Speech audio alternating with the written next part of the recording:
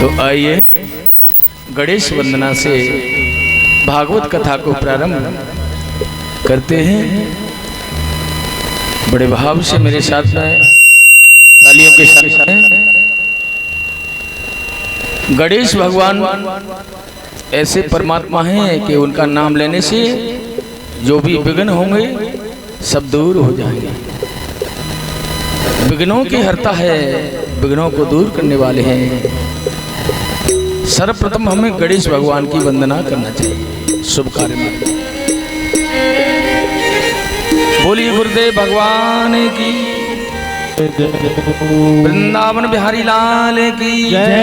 जय जय श्री राधे। जय गणपति बंदन गणनायक, तेरी छवि अति सुंदर सुखदायक। जय गणपति बंदन गणनायक, जय गणपति बंदन गणनायक, जय गणपति बंदन गणनायक, जय गणपति बंदन गणनायक। तेरी छवि अति सुंदर सुखदायक, तेरी छवि अति सुंदर सुखदायक। जय गणपति बंदन गणनायक, जय गणपति बंदन गणनायक।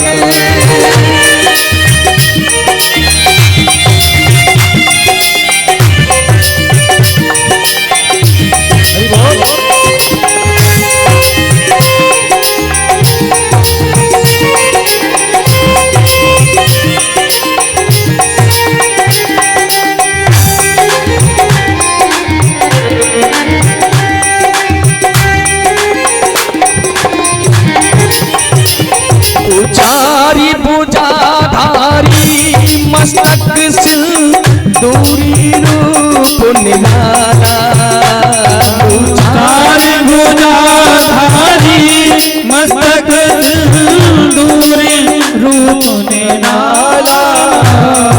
तू चारी भुजाधारी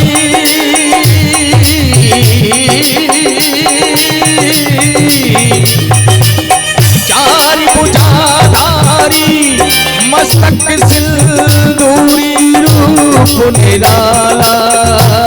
हे मूषक वाहन तेरो तू ही जग का रखवाला, तू ही जग का रखवाला, तू ही जग का रखवाला।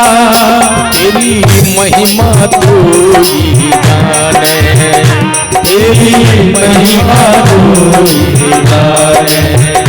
शिव पार्वती के बालक, जय गणपति बंदन गणनायक, जय गणपति बंदन गणनायक, जय गणपति बंदन गणनायक, जय गणपति बंदन गणनायक। हरि बोल।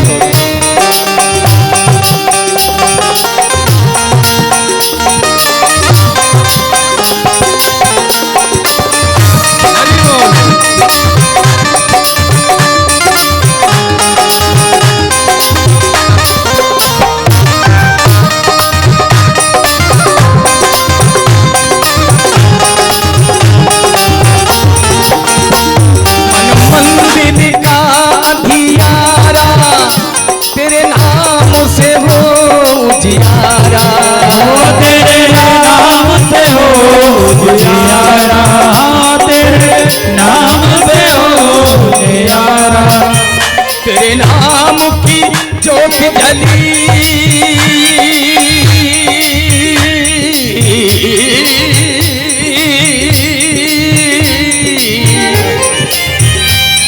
तेरे नाम की ज्योत जली तो मन में बहती सुखधारा, मन में बहती सुखधारा।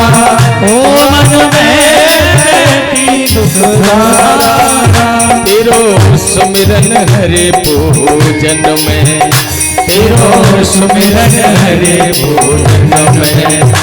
सबसे पहले फलदायक जय गणपति वंदन गणनायक, जय गणपति वंदन गणनायक, जय गणपति वंदन गणनायक, जय गणपति वंदन गणनायक, जय गणपति वंदन गणनायक, जय गणपति वंदन गण। बोली गणेश भगवान की जय हो, भागवत भगवान की जय हो। जय जय श्री राधे, जय जय श्री राधे, जय जय श्री राधे।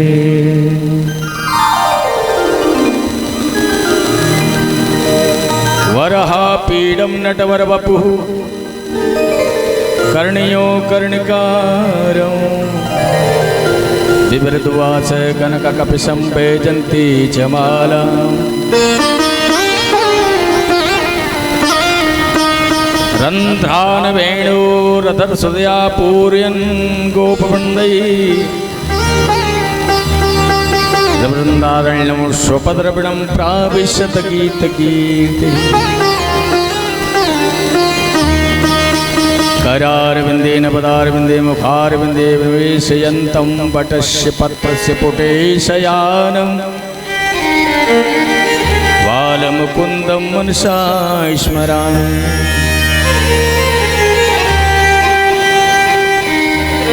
कर्पूरगौरं करुणावतारं संसारसारं भुजगेन्द्रहारं सदा वसन्तं हृदयारविन्दे भवं भवानी शयितं नमामि।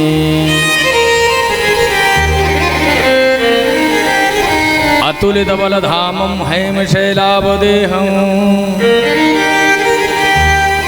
धनुजवनकृशानं ज्ञाननामाग्रगण्यं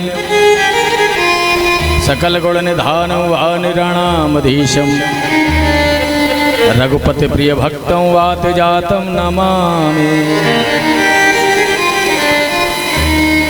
सच्चिदानन्दरूपाय विश्वोत्पत्त्यादिहेतवे अपत्रयविनाशाय श्रीकृष्णाय वयं नमः। या देवी सर्वभूतेषु बुद्धिरूपेण संस्थिता नमस्तस्यै नमस्तस्यै नमस्तस्यै नमो नमः। जय जय श्री राधारमण जय जय नवल किशोर जय गोपी चित चोर प्रभु मेरो जय जय माखन चोर। वृंदावन सोवन नहीं नंदगाम सोगाम वंशी वट सोवट नहीं श्री कृष्ण नाम सोना। वृंदावन के वृक्ष को मर मुन जाने को डाल डाल और पात पे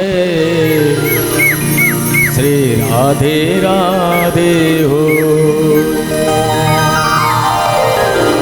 राधे मेरी स्वामिनी मैं राधे तेरो दास जन्म जन्म मोहि दीजियो श्री वृंदावन को वास। राधे तू बड़ भागिनी कौन तपस्या की तीन लोक तारन तरन सो तेरे ही आधी। तीन लोक तारन तरन सो तेरे ही आधी। काहू के बल भजन को काहू के आचार। व्यास भरोसे कुंवर के सोवत पाम पसार। तन बल धन बल बुद्धि बल सरे ने को का। एक बार सब मिलकर कहो जय श्री राधे श्याम, जय श्री राधे श्याम, जय श्री राधे श्याम। आइए वाणी को पवित्र करने के लिए एक क्षण के लिए बड़े भाव से मेरे साथ में भगवत नाम कीर्तन बोलेंगे।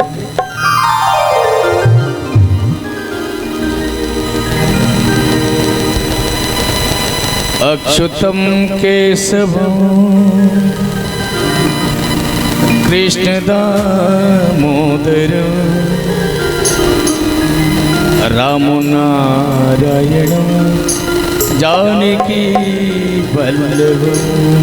अच्युतम केशवम राम नारायणम कृष्ण दामोदरम जानकी वल्लभम।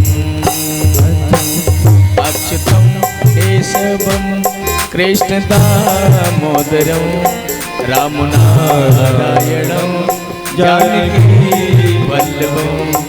अच्युतम केशवम कृष्ण दामोदरम राम नारायणम जानकी वल्लभम।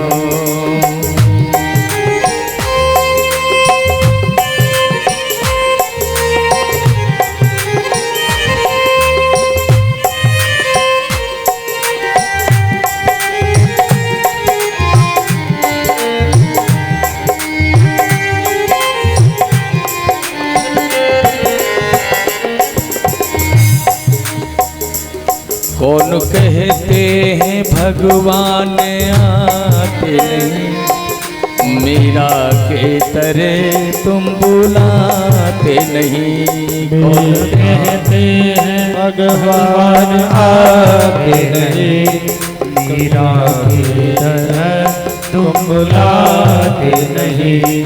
कौन कहते हैं भगवान आते नहीं, मीरा की तरह तुम बुलाते नहीं। कौन कहते हैं भगवान आते नहीं, मीरा की तरह तुम बुलाते नहीं। अच्युतम केशवम कृष्ण दामोदरम राम नारायणम जानकी वल्लभम। अच्युतम केशवम कृष्ण दामोदरम राम।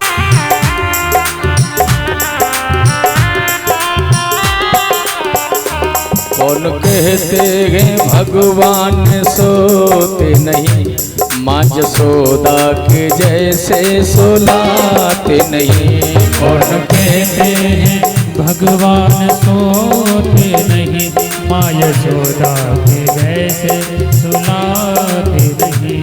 कौन कहते हैं भगवान सोते नहीं, माँ जसोदा के जैसे सुलाते नहीं। कौन कहते हैं भगवान सोते नहीं, माँ यशोदा के जैसे सुलाते नहीं। अच्युतम केशवम कृष्ण दामोदरम राम नारायणम जानकी वल्लभम। राम नारायणम जानकी वल्लभम। राम नारायणम जानकी वल्लभम। राम नारायणम जानकी वल्लभम।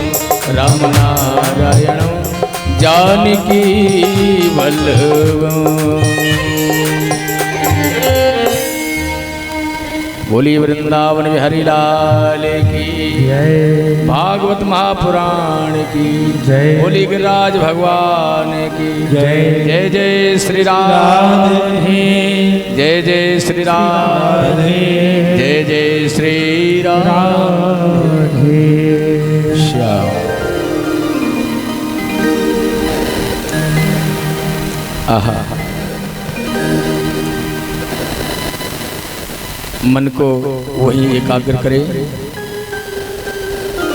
जहाँ पर कल भागवत कथा को विराम दिया, गिरिराज भगवान की कथा को आपने श्रवण किया।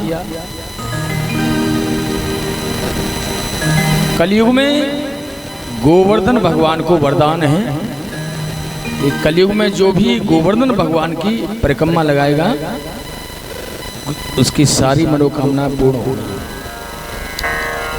आपने देखो गिरिराज जी पे कितने जो परिक्रमा देने के लिए जाते हैं श्रद्धालु, सारी कामना उनकी पूर्ण की है मेरे गिरिराज बाबा ने, क्योंकि भगवान कृष्ण ने भी गिरिराज की पूजा की है।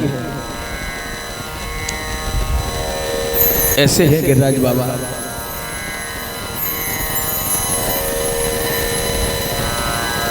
गोवर्धन, थोड़ा ध्यान दीजिए। गोवर्धन भगवान की पूजा करने से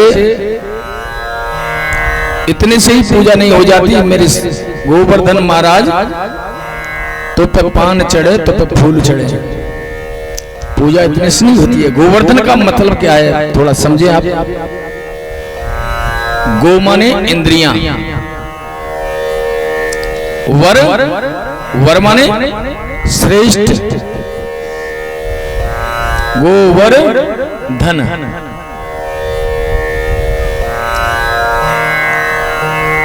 जिसकी इंद्रियां पवित्र हैं, प्रत्येक इंद्रियों से जिसने कृष्ण रस का पान किया है, अपने धन को सदुपयोग किया है, धर्म मार्ग में लगाया है, धर्म में लगाया है,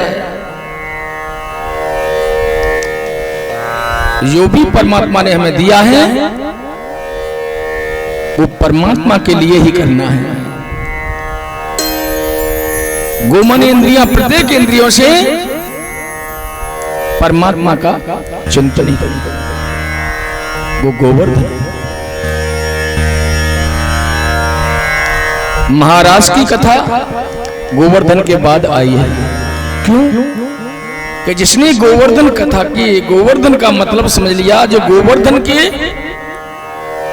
पूजा जिसने की है भाव से, वो राज का अधिकारी वही है जिसने अपनी इंद्रियों को परमात्मा की ओर लगाया है। गोमन इंद्रियां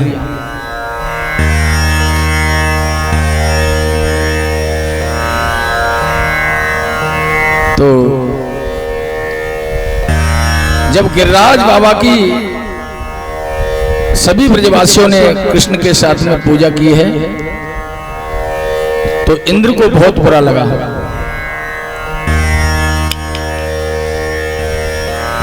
और इंद्र ने अपने सांवर्तक नाम के गण को भेजा है कि जाओ तुम ब्रज में मूसलाधार वर्षा कर दो, पूरा ब्रज बह जाए।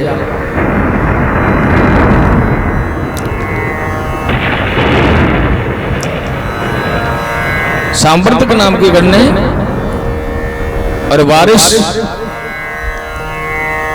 पूरे ब्रज पे की है। पूरा ब्रज ब्रजवासी गोपियां और उसमें बहने लगी। भगवान कृष्ण को पुकारा, हे कन्हैया रक्षा करो, रक्षा करो। प्रभु आपने हमारी पल पल में रक्षा करी है, इस बारिश से हमें रक्षा करो। तो भगवान कृष्ण ने गोवर्धन भगवान को 7 कोस के जो गोवर्धन है और जो बाएं हाथ की कनिष्ठ का उंगली पर धारण किया है। बोले कि सभी ब्रजवासी अपनी अपनी गाड़ियों को लेकर के, सामान लेकर के, पूजा की जो भी सामग्री है, ये गिरिराज के नीचे आ जाओ। सब गोवर्धन के नीचे आ गए।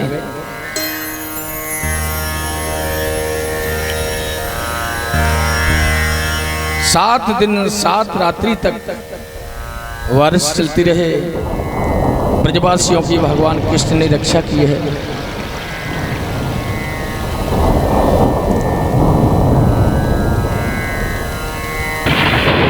भगवान कृष्ण ने उस समय गिरिराज उठाया, 7 ही वर्ष के थे। और गिरिराज पर्वत भी 7 ही कोस का, गिरिराज बाबा भी 7 कोस के ही है। और 7 दिन तक ही गिरिराज भगवान को धारण किए रहे।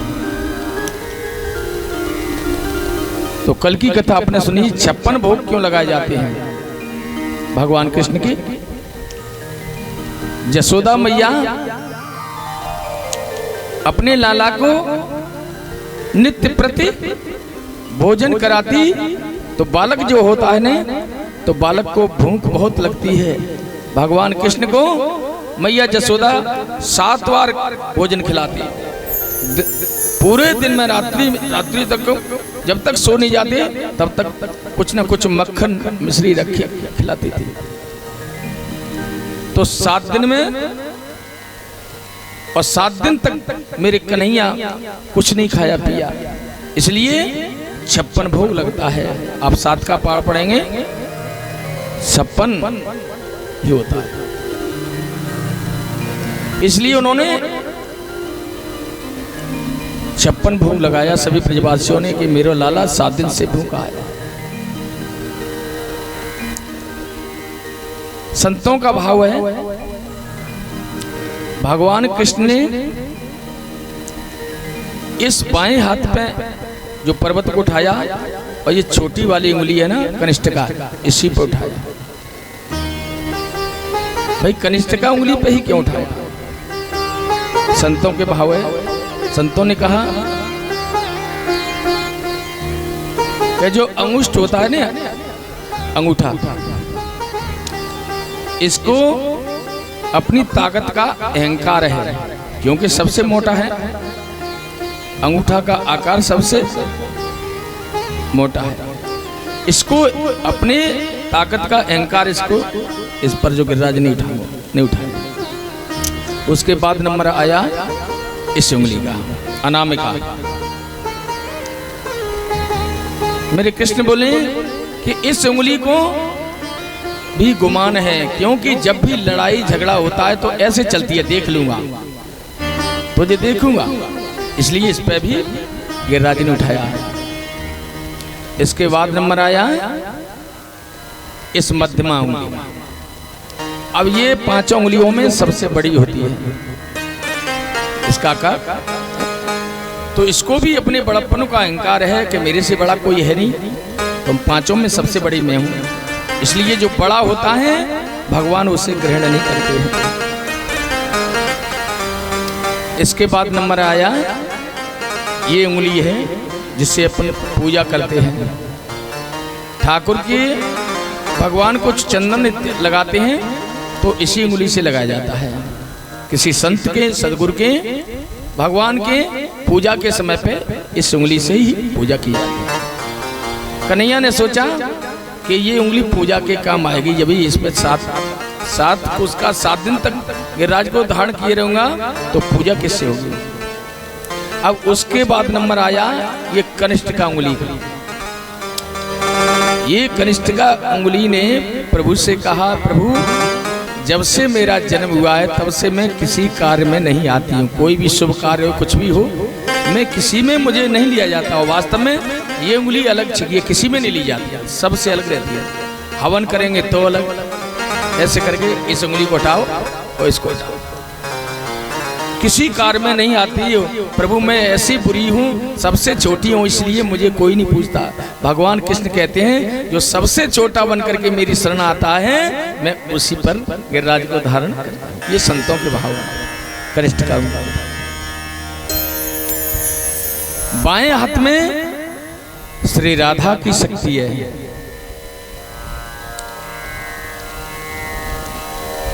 ब्रजवासियों ने विचार कियो, लाला तू थक गयो हो और हम लाठी लगा लेंगे, तू थोड़ा जो आराम कर ले।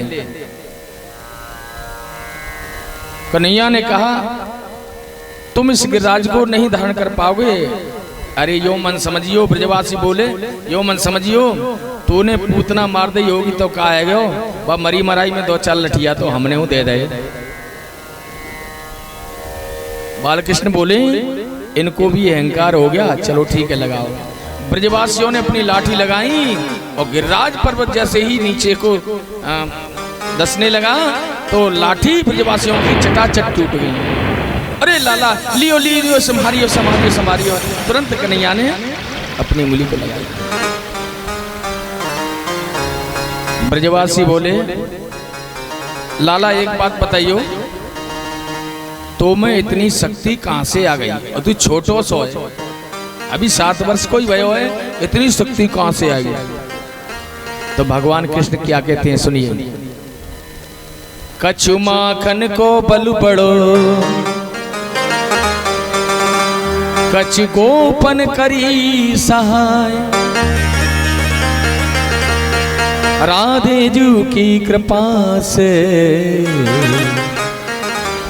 मैंने गिरवर लियो उठा। श्री राधा रानी की शक्ति है, मैंने क्या उठाया? श्री राधा रानी की कृपा है। आधे अंग में, अर्धांग में, बाएं अंग में, और भगवती श्री किशोरी राधा रानी की शक्ति है। हमें भी ये शिक्षा ग्रहण करना चाहिए। ये आज का व्यक्ति कहता है कि नहीं जो कुछ किया मैंने किया, ये मकान बनवाया मैंने बनवाया, ये सारी संपत्ति कमाई सब कुछ किया सब मैंने किया, मैं करता हूं, मैं नहीं होता तो कुछ काम नहीं चलता। अब इनको पूछा जाए, इनको इतना इंकार होता कि मैं नहीं होता तो कुछ नहीं काम चलता। आप नहीं थे तब क्या कौन थे? तब भी काम चलता था, और आप नहीं रहोगे तब भी चलेगा। ये तो माध्यम है, परमात्मा की कृपा है कि आपको माध्यम बनाया, हमें कर्तव्य है वो करना चाहिए। लेकिन हमें ऐसा इंकार न करें कि जो कुछ किया मैंने, सिर्फ परमात्मा का ही सहारा लेकर के हमें जीना चाहिए। परमात्मा कछु माखन को बल बड़ा, स्वयं कृष्ण है वो भी कह रहे हैं कि मैंने ना ही गिरिराज को उठाया। राधा रानी की कृपा है, प्रभु कृपा है, प्रभु की कृपा भई सब काजू और जन्म हमार सुफलवा आजू। इस तरह से 7 दिन तक जो बराबर बारिश होती रही तो उन्होंने इंद्र ने देखा कि अरे पूरे ब्रज की रक्षा ये कृष्ण ने की है, और धूल उड़ने लगी। अब तो उन्होंने इंद्र ने बारिश को बंद कर दिया। इधर बारिश जो है, जो जल था वो गिरिराज के नीचे जल आने लगा। तो मेरे प्रभु ने सुदर्शन चक्र को आह्वान किया और सुदर्शन चक्र ने पूरे जल को सोखा है।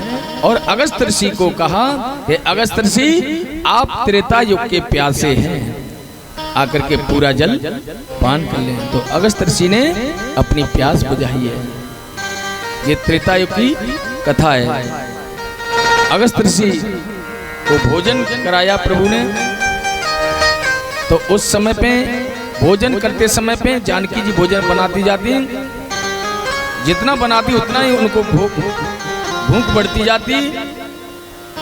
हनुमान जी परोसने में लगे हुए हैं और आखिर हनुमान जी बार बार आ रहे हैं और जानकी मैया भोजन बनाती जाती हैं। अगस्त ऋषि का पेट नहीं भरा। हनुमान जी ने कहा ब्राह्मण देवता कम से कम पानी तो पी लो। अगस्त ऋषि बोले कि आधा भोजन तो हो जाए तब तो पानी पीऊं, आधा नहीं हुआ तो वो पानी कहां से? ऐसे ऐसे पहले के ऋषि थे। इधर भगवान से प्रार्थना की, प्रभु ने कहा कि तुलसी दल डाल दो उसमें। जैसे ही तुलसी डाली गई और उनके जो है भूख से तृप्त हो गए, उसके बाद कहने लगे महाराज आप तो पानी पिलाओ प्रभु। प्रभु श्री राम ने इशारा किया ब्राह्मण देवता आप ठहर जाएं, आपको भोजन से इन्होंने जो तृप्त नहीं कर पाया तो पानी से प्यास कैसे बुझ सकती है आपकी, इसलिए आप द्वापर में तुम्हारी प्यास बुझ जाएगी। वही अगस्त ऋषि। इंद्र ने देखा पूरे ब्रज में धूल उड़ रही है, ये कृष्ण है, ईश्वर है। इंद्र ने 10 श्लोकों के द्वारा प्रभु को क्षमा मांगी है, क्षमा प्रार्थना की है और भगवान ने इंद्र को क्षमा किया है। कामधेनु गाय ने दुग्ध से जो है उनका अभिषेक किया, इसलिए भगवान का एक नाम गोविंद भी पड़ा है। इंद्र को भगवान ने क्षमा किया है। आगे सुखदेव जी कहते हे राजन परीक्षित है, एकादश्याम निराहार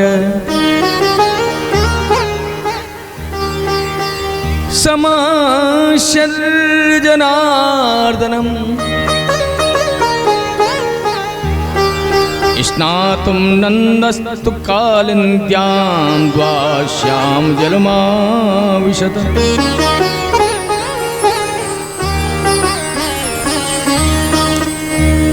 नंद बाबा एकादशी का व्रत रहते थे। नित्य प्रत नियम संयम से स्नान ध्यान यमुना में जाते थे करने के लिए। प्रातः ही 4 बजे और स्नान ध्यान करके एकादशी का व्रत रखते थे। बड़ा नियम संयम था। लेकिन एक दिन क्या हुआ कि नंद बाबा रात्रि को उन्हें समय का ध्यान नहीं रहा। यमुना में रात्रि के सुबह जाते थे और रात्रि को ही स्नान करके आए। स्नान करने के लिए गए तो वरुण देव ने उनको पकड़ लिया। ध्यान रखना, रात्रि के समय वृक्ष भी सोते हैं, जल भी सोता है। जो बहते हुए जल से न बोले।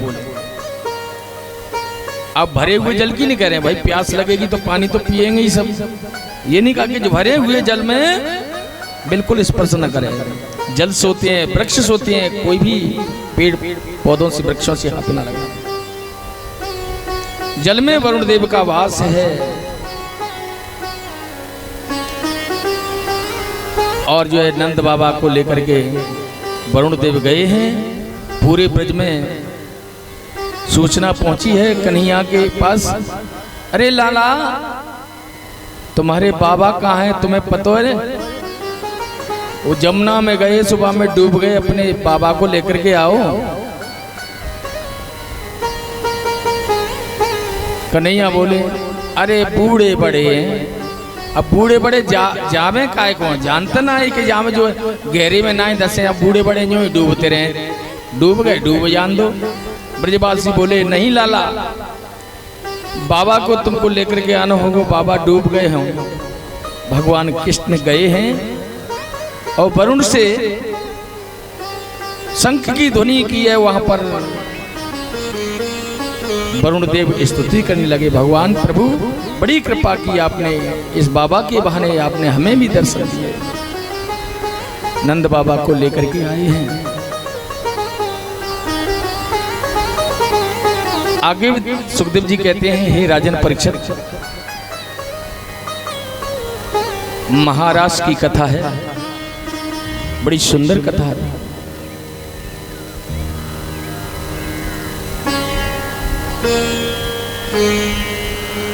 भगवान कृष्ण ने अपना मन बनाया।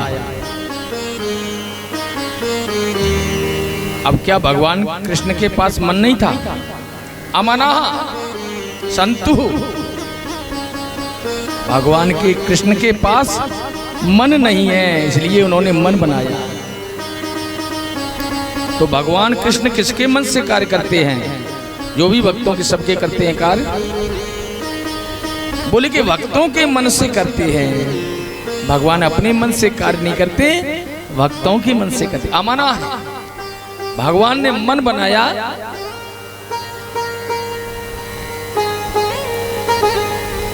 और वो समय आया, वो रात्रि आई, भगवान पिता रात्रि सरदो फुल मल्लिका वीक्षरन्तु मनश्चक्रे योग मायामुपाश्रित। आहा, वो रात्रि आई है शरद ऋतु में, जो जूही चंपा सुंदर सुंदर कमल खिल रहे हैं। भगवान ने योग माया का आश्रय लिया है।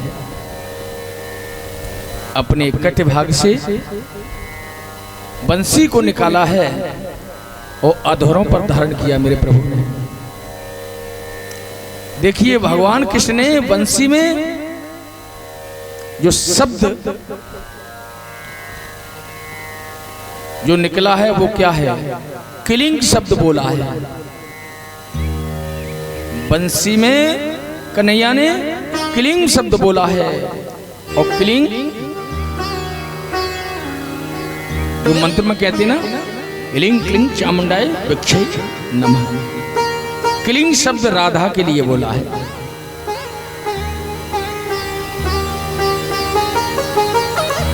राधा रानी ने विचार किया, कन्हैया जो है बंसी बजा रहे हैं और मुझे पुकार रहे हैं। रासेश्वरी राधा रानी विचार करने लगी, यदि मैं नहीं जाऊंगी तो प्रणय कोप हो सकता है।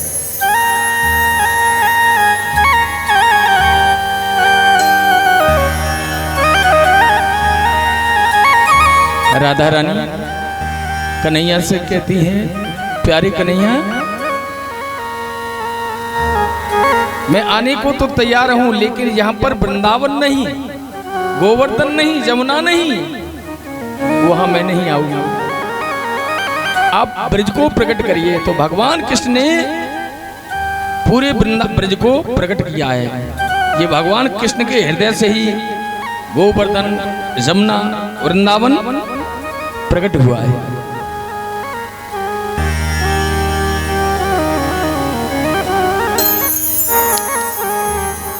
भगवान कृष्ण ने और बंसी को कटभाग से निकाला और किलिंग शब्द बोला है, और ऐसी मधुर बंसी बजाई कन्हैया ने ठीक रात्रि के 12 बजे।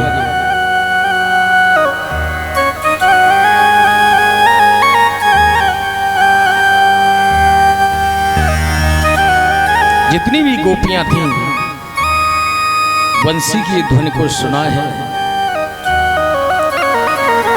निशम्य गीतम नदनंग वर्धनम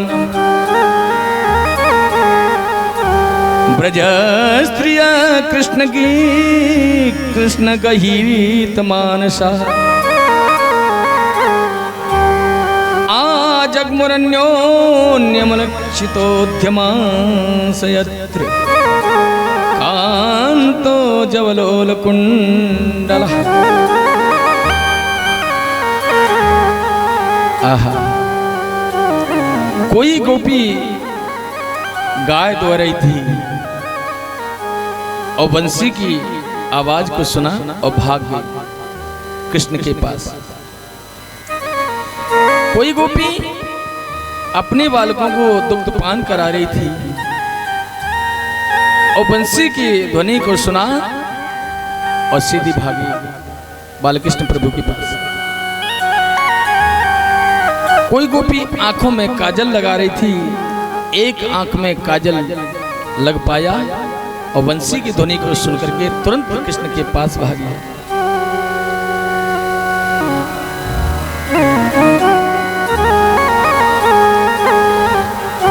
कोई गोपी घर की कार काम में लगी हुई थी। लिम्पन्त्यः, भागवत में लिखा है लिम्पन्त्यः, गोपी लीप रही थी। अब जिस समय महाराज की कथा थी, रास हुआ था भगवान का, उस समय दीपावली का समय था। अब दीपावली के समय पे लोग अपने घरों को लीपते हैं, तैयारियां करते हैं, पुतवाते हैं, लीपते हैं, कच्चा होता है लिपता है, लिम्पन्त्या। अब अपने आप को लीप रही होंगी या घर को लीप रही, और कोई घर को लिम्पन्त्या यानी कृष्ण के लिए सज रही थी। हमें भी सजना चाहिए तो उस कृष्ण के लिए सजे, संसार के लिए नहीं। श्रृंगार कर रही थी। भगवान कृष्ण की बंसी बजी है तो होठों की चीज वो आंखों पे लगाती हैं और आंखों की होठों पे, कान की नाक पे और हाथों के पैर में उल्टे सीधे जैसे भी श्रृंगार किया। बंसी को सुना और तुरंत भागा। एक गोपी को घर में बंद करके रखा उसके पति ने कि कहीं नहीं जाओगे, लेकिन वो गोपी भगवान का ध्यान करके और नेत्रों से अश्रुधारा बह रही, रोदन कर रही थी और ध्यान के द्वारा वहीं अपने शरीर को छोड़ा, प्राण सीधे कृष्ण के पास पहुंचे। सब गोपियों से पहले पहुंची भगवान के पास। बोलो जय श्री कृष्ण।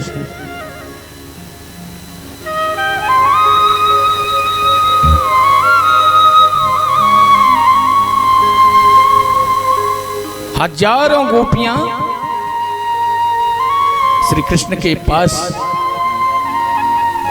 भागती हुई गई हैं। तो भगवान कृष्ण ने रात्रि के 12 बजे बंसी बजाई है। सभी गोपियों को देखा तो स्वागत करने लगे।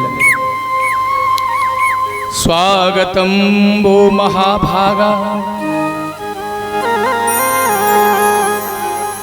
प्रियम किम करवाणि वह ब्रजश्याम नामया कश्चिद् ब्रूता गमनकार।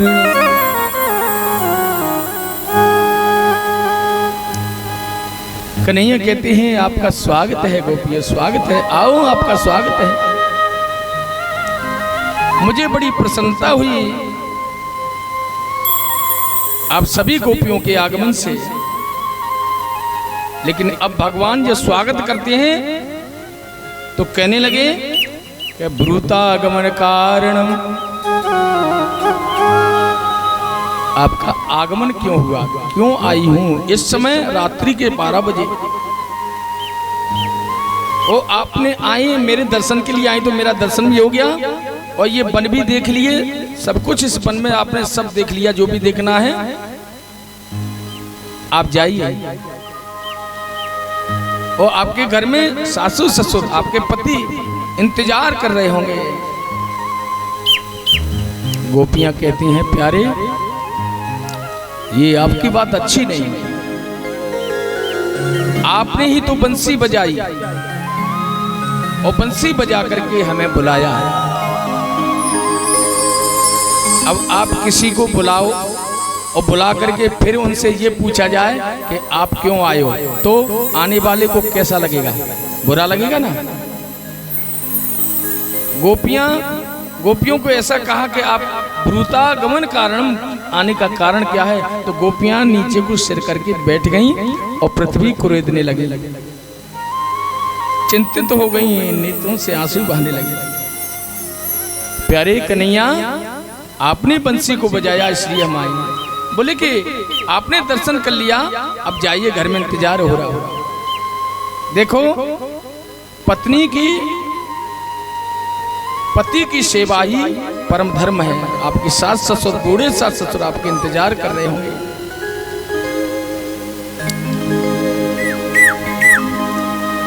एक कोई पत्नी थी, भगवान कृष्ण ने यहाँ एक दृष्टांत सुनाया है। वो नित्य प्रति पति की सेवा करती थी।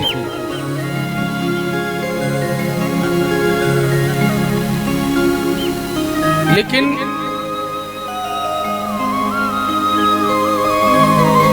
एक अग्नि का कुंड था सामने और पति कहीं कार्य करके कुछ कार्य धाम करके आए थे तो उनको थकान आ गई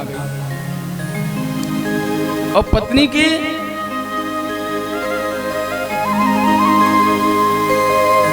पैरों पे जो है सिर रख करके और सो गए, घुटनों पे सिर रख करके नींद आ गई। छोटा सा बालक और अग्नि कुंड की ओर जा रहा था। विचार करने लगी अब क्या करूं, यदि मैं बालक को बचाती हूं तो मेरा पतिव्रत धर्म नष्ट होता है और बालक को नहीं बचाती हूं तो मेरा बालक गया। लेकिन खड़ी नहीं हुई। जैसे ही अग्नि कुंड में बालक अंदर चला गया, उसके बाद अग्नि बहुत तेज थी और पति की निद्रा खुली। उसने पूछा, अरे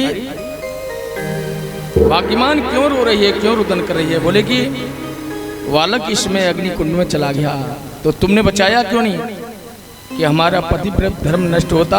आप शयन कर रहे थे, अग्नि कुंड की ओर जाकर के दौड़ के देखा तो बालक किलोल कर रहा है। अग्नि कुंड ने कुछ नहीं कर पाया। ऐसे ही भगवान कृष्ण कह रहे हैं, जिसका पति धर्म जो है, जो माताएं रहती हैं उनका जो सर्वस्व सब कुछ प्राप्त होता है। पतिव्रत धर्म नहीं जाना चाहिए, इसलिए जाओ अपने घर के लिए जाओ। पति की सेवा मेरा ही रूप समझ करके सेवा करो। गोपियां कहने लगी, सुनो प्यारे, ये दृष्टांत आपने दिया, कहले दृष्टांत हमें भी आता है। आप सुनो, आपके मुख से ही हम न्याय करवाएंगे। जैसे कोई पत्नी अपने पति की सेवा करती है नित्य प्रति, अचानक उनके पति कहीं परदेश चले जाएं, अब वो बिगर सेवा की नहीं रह सकती पति की सेवा के बाद। अब वो उसने कहा कि हमको सेवा का भाव कैसे मिलेगा जब आप परदेश जाएंगे? तो उन्होंने कहा कि हमारी जो तस्वीर है उसको रख के और आप पूजा करते रहना जब तक हम ना आ जाए तब। ऐसा ही हुआ, पति परदेश चले गए और कुछ समय तक आए घर में और पत्नी उस फोटो की पूजा करती रही। अब दरवाजा खटखटाया। अब भगवान कृष्ण से वो कह रही हैं गोपी कि आप ही बताओ कि वो असली पति आ चुके, उनके लिए दरवाजा खोला जाए कि फोटो की पूजा की जाए? भगवान कृष्ण कहते हैं, ये कोई बात पूछने की है? जब असली पति आ चुके तो माटी के पुतलों की पूजा क्या करना है? बस यही तो प्यारे हमारी हालत है कि असली पति आप मिल चुके, हमें कृष्ण की प्राप्ति हुई, तो हम जो माटी के दोहनाओं की पूजा क्या करें? इसका मतलब क्या है? देखिए, नहीं तो कथा का चौपट हो जाएगा। नहीं तो वो रामचरितमानस है, उसमें चौपाई आती है। भगवान कृष्ण की मैंने कहा लीला है, वो टेढ़ी है, समझना मुश्किल है। उसमें रामचरितमानस की चौपाइयों को लेना पड़ता है। एक दाल का जो तड़का होता है उसकी तरह रामचरितमानस की चौपाई है। रामायण की चौपाई एक एक मंत्र होती है। भगवान कृष्ण ये कहना चाहते हैं कि अपने पति की सेवा कर करके उन्होंने, गोपियों ने भगवान मेरा ही भाव रखे उनकी सेवा की, तब मेरी प्राप्ति हुई। ऐसा नहीं कि सीधे डायरेक्ट भगवान आपको मिल जाएं। नहीं, बड़े बूढ़े बुजुर्ग हमारे माता पिताओं की सेवा में और पतियों की सेवा में भगवान के ही भाव से सेवा करें, यही हमारे भगवान है। तो भगवान ने कहा तब मेरी प्राप्ति उन गोपियों को हुई। पति कैसा भी हो, बूढ़ा हो चाहे रोगी हो, गरीब हो, लेकिन पत्नी के लिए सर्वस्व पति ही होता है। वृद्धि रोग बस जड़ धन हीना,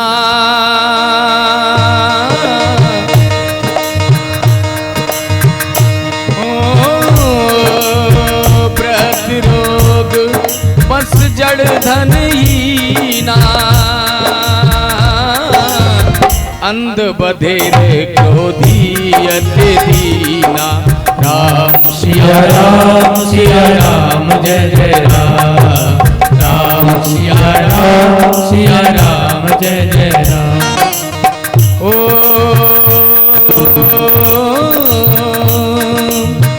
ऐसे उपति कर किए अपमाना, नारी पावो जमपुर दुख नाना। राम सिया राम जय जय राम, राम सिया राम जय जय राम, राम सिया राम जय जय एक ही धर्म एक व्रत ने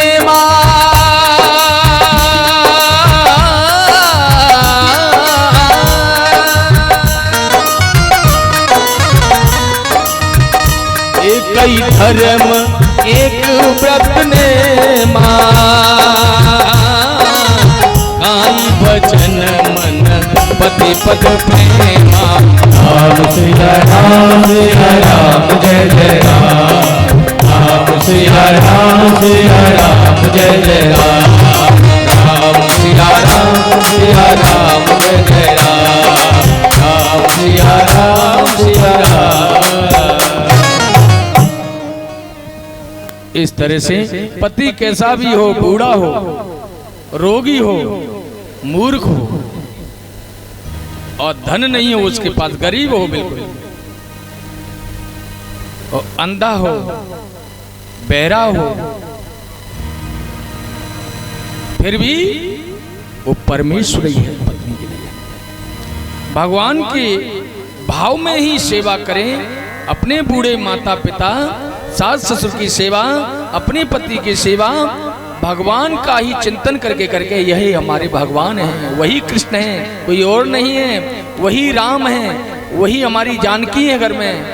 यदि हम घर में ऐसा भाव परमात्मा का ही भाव रखेंगे तो उसके घर में राम राज्य निश्चित होगा। एक कथा के भाव से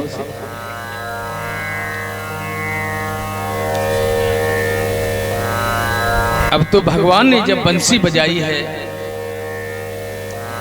राधा रानी ने भी हजारों लाखों गोपियों को प्रकट किया है अपने रोमों से।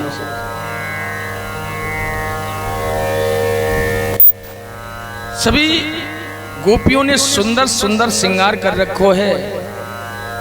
भगवान कृष्ण के आगे पीछे घूमती हैं, कन्हैया भागते हैं और आगे पीछे सभी गोपियां भागती हैं।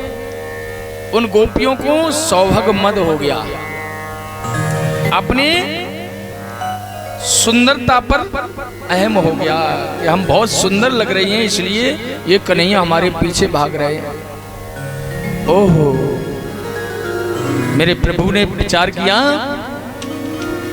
कि इनको सौभाग्य मद हो गया, तो भगवान कृष्ण क्या हुआ कि सभी गोपियों के मध्य में से वहां से अंतर ध्यान हो गए। एक गोपी को लेकर के अंतर ध्यान हो गए। वो गोपी कौन है? और कोई नहीं, राधा।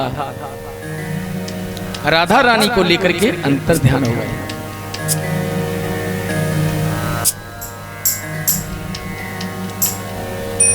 वृंदावन में 3 रानी हैं। ध्यान दें कथा की ओर। वृंदावन में 3 रानी हैं। कौन कौन सी? एक तो राधा रानी है, एक राधा रानी और एक रज रानी, जो ब्रज की रज का बहुत बड़ा महत्व है। एक राधा रानी, एक ब्रज रानी और एक कौन है? मैतरानी। ये ब्रज की मैतरानी भी रानी के रूप में ब्रज के जो संत हैं वो कहते हैं कि ब्रज की सेवा करती रहती है, झाड़ू लगाती रहती है। आप राजसु यज्ञ में ये कथा को सुनेंगे कि वरिष्ठम स्वपचौ वरिष्ठम, स्वपच भी मैतर भी श्रेष्ठ होता है, यज्ञ में कथा आती है। इसलिए जो झाड़ू लगाने वाले होते हैं, जो महतर है, उनको जो देना चाहिए। यज्ञ में उनका बहुत बड़ा महत्व है। आप राजसु यज्ञ में सुनेंगे। यहाँ भी यहाँ जो झाड़ू लगाने सेवा करने वाले हैं हमारे कमरे में लगाते हैं, वो बोल रहे थे महाराज जी आप बोल देना थोड़ा हमें भी कुछ सेवा हो जाए, कि चिंता मत करो। भागवत में आती है, वो तो बहुत उदार व्यक्ति हैं, भावुक हैं, आपको भी कुछ ना कुछ प्राप्त होगा। तो स्वपचौ वरिष्ठम, स्वपच भी श्रेष्ठ बताया। ये मत विचार करो यज्ञ में स्वपच से कार्य न करवाए, यज्ञ में स्वयं हाथों से संतों की ब्राह्मणों की जूठन पत्तल उठाए। भगवान कृष्ण को आप देखेंगे राजसु यज्ञ में कथा आएगी, जो कल की कथा में कि भगवान कृष्ण ने संतों की ब्राह्मण की स्वयं हाथों से पत्तलें जूठन उठाई और चरण धोए।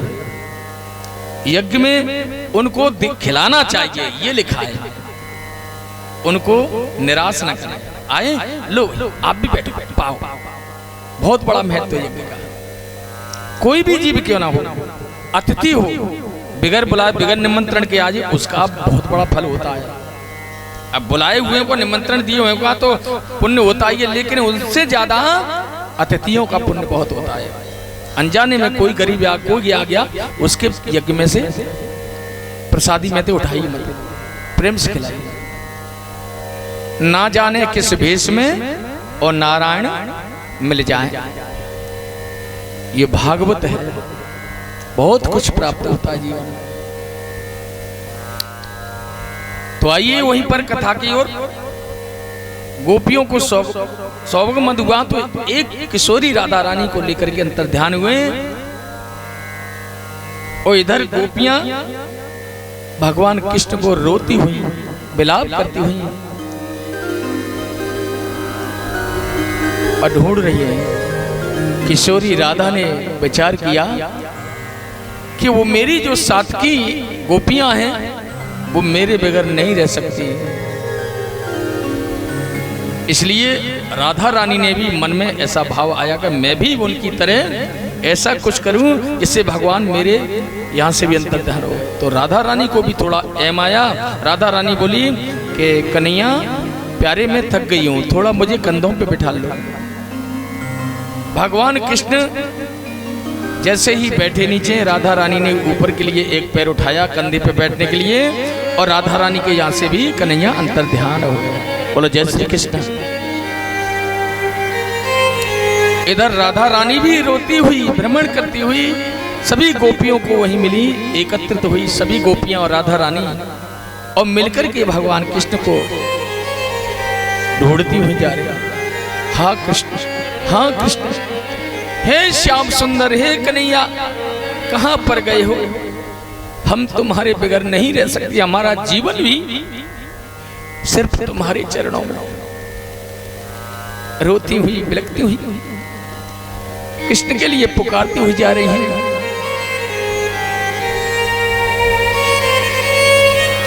राधा रानी ने यहाँ 5 ठाकुरों को प्रकट किया है। जो वृंदावन में 5 ठाकुर ऐसे हैं, 5 भगवान जिनकी प्राण प्रतिष्ठा नहीं हुई है। नाथ रमण प्रेष्ठ क्वासि क्वासि महा,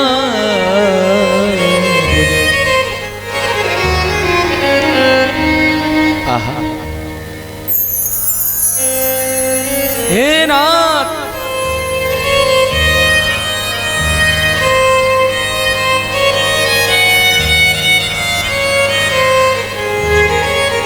राधा रमण प्रकट हो गए। प्रेष्ठ है क्वासी क्वासी माँ बजाय गोपीनाथ। राधा रमण प्रकट हुए, और राधा वल्लभ जो वृंदावन में है, राधा वल्लभ कहते हैं कि राधा वल्लभ और दर्शन दुर्लभ। राधा वल्लभ के दर्शन करने के लिए जाते हैं बांके बिहारी के पास में। ये समझ लो बड़े प्रभु की कृपा है तो वो दर्शन करने मिल जाए, नहीं तो पर्दा बंद मिलेगा।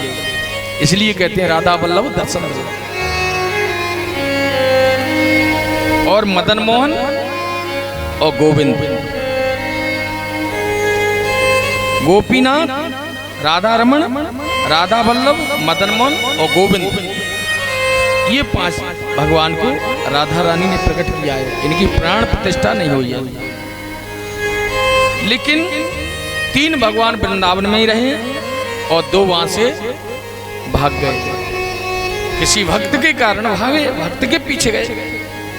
एक करौली में, जो मदन मोहन है वो करौली में है, और गोविंद देव जयपुर में।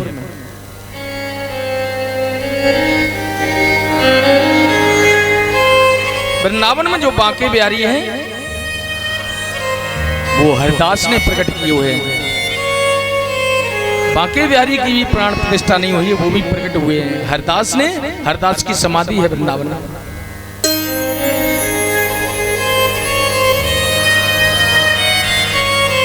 इस तरह से गोपियां बिलकती हुई, श्री राधा रानी किशोरी रोती हुई और वन वन में प्रभु को ढूंढ रही हैं।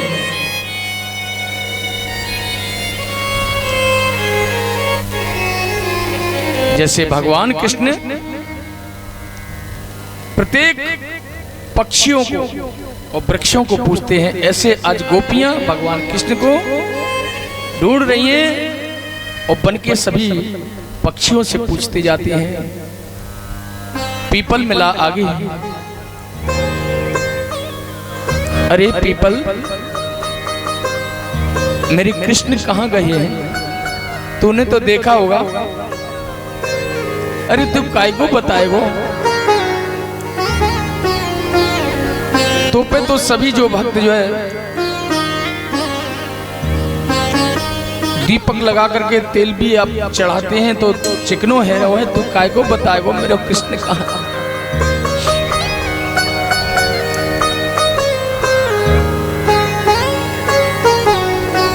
आगे गई, तुलसी को देखा। हे तुलसी, मेरे कृष्ण तो तुलसी वल्लभ है, तेरे बगैर उनका भोग भी नहीं लगता है। तुझे तो पता होगा मेरा कृष्ण कहां है।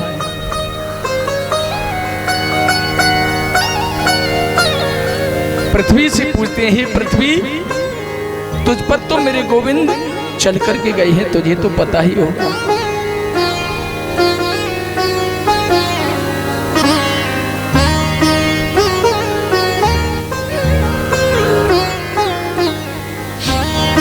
गोपियां किशोरी राधा रानी के समेत और रोती हुई, विलकती हुई, रोदन करती हुई पूरे ब्रज में उन्होंने ढूंढा, लेकिन कहीं कृष्ण का पता नहीं चला।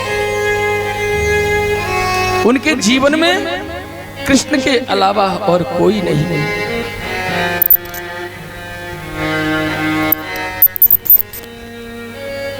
श्याम श्याम रटत रटत राधा श्याम भई,